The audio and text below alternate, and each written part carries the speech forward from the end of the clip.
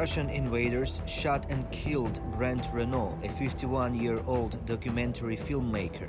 It happened when in the town of Irpin, near Kyiv, exactly when he was filming commentaries of peaceful Ukrainians who had been evacuated from a town that had been bombed by the Russians.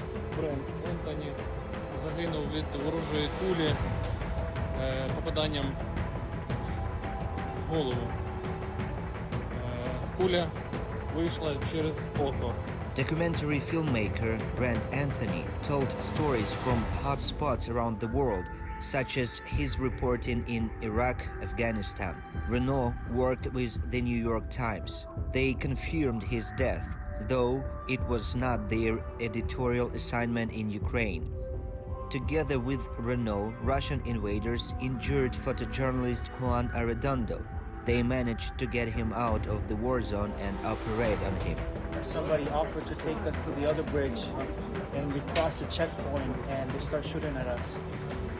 So the driver turned around, and they kept shooting. There's two of us. My friend is Brent Reno, and he's been shot and left behind. There is information that in order to cover up war crimes, the invaders are ordered to open fire on members of the media. 17 kilometers of Russian and Belarusian trucks at the Polish border.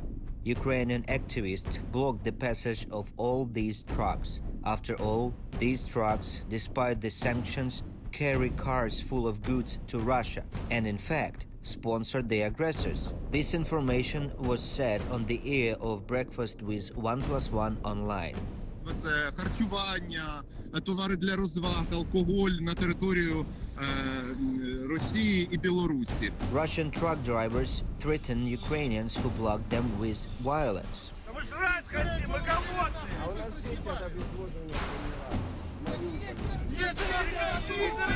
Mateusz Morawiecki, the speaker of the Polish Prime Minister, supported the blockade of Russian and Belarusian trucks, but so far there is no agreement of the whole European Union.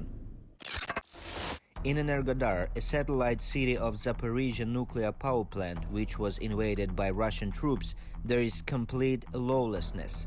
Russian invaders take cars from civilian, beat citizens, and some Energodar residents are simply kidnapped. This was reported by Energoatom, and a video of this incident was published. Just to remind, the Russian invaders invaded the Zaporizhzhya nuclear power plant back on March 4.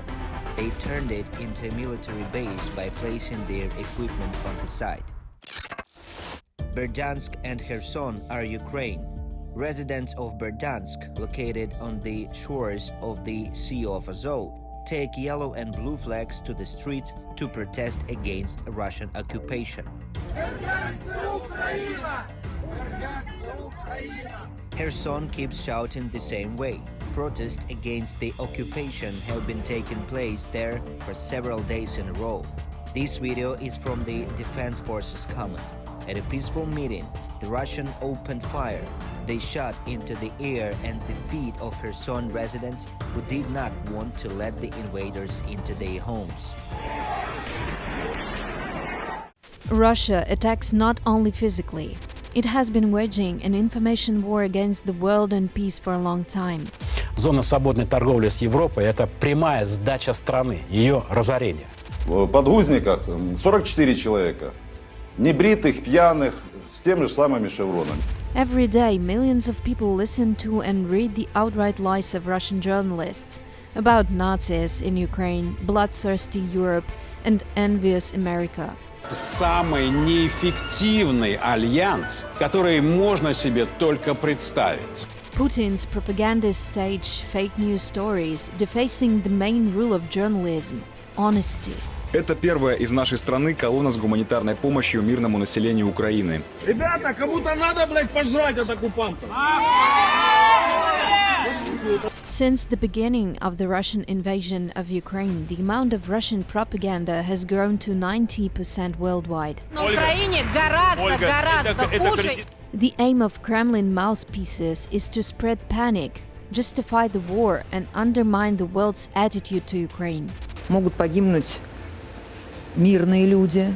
Сейчас с Херсонской области ряд населенных пунктов перешел под контроль очень вежливых людей. The worst thing is that while the whole civilized world refuses to cooperate with Russia, Russian media are still broadcasting in Europe. The world must know the truth. It has only one interpretation. And Russian TV channels show the opposite. Особый интерес вызвала детальная информация о реализации США на территории Украины проекта по изучению переноса патогенов дикими птицами. Turn off Russian propaganda. Say no to fakes and war.